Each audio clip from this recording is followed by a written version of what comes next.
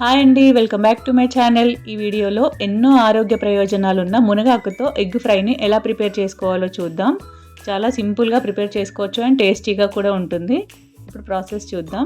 ఇక్కడ నేను మునగాకును ముందుగానే నీట్గా కడిగి పెట్టాను. అలాగే 2 పెద్ద ఉల్లిపాయలు, 2 పచ్చిమిర్చిని కూడా ఈ విధంగా కట్ చేసి పెట్టాను. ఇప్పుడు స్టవ్ పైన ప్యాన్ పెట్టి అది వేడయ్యాక అందులో 2 టేబుల్ స్పూన్ ఆయిల్ వేసుకోవాలి. ఆయిల్ కూడా వేడయ్యాక 1 టీ స్పూన్ జీలకర్ర, అలాగే మనం ముందుగానే కట్ చేసి పెట్టుకున్న పచ్చిమిర్చి ఇంకా ఉల్లిపాయ ముక్కల్ని వేసుకోవాలి.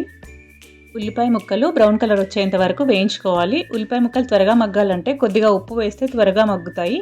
ఈ విధంగా మగ్గాక ఇందులో మునగాకు వేసుకోవాలి. ఈ మునగాకును కూడా కాసేపు ఆయిల్లో ఫ్రై అవ్వనివ్వాలి, లేదంటే పచ్చివాసన వస్తుంది మునగాకు.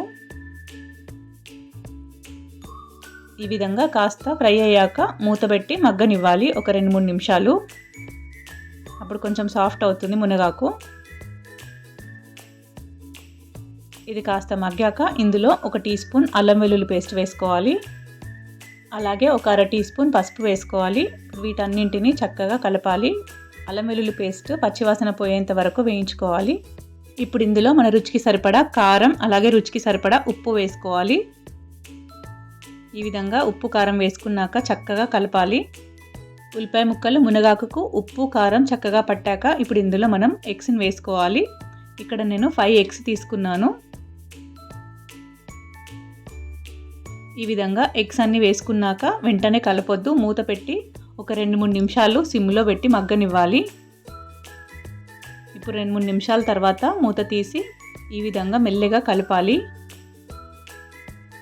లేదంటే ఎగ్ నీచు వాసన వస్తుంది.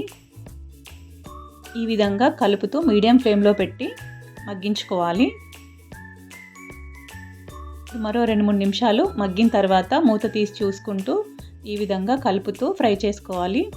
ఇప్పుడు ఇందులో 1 టీ స్పూన్ ధనియాల పొడి వేసుకొని 1 నిమిషం పాటు ఈ విధంగా కలుపుతూ ఫ్రై చేసుకొని స్టవ్ ఆఫ్ చేసుకుంటే మునగాకు ఎగ్ ఫ్రై రెడీ అండి.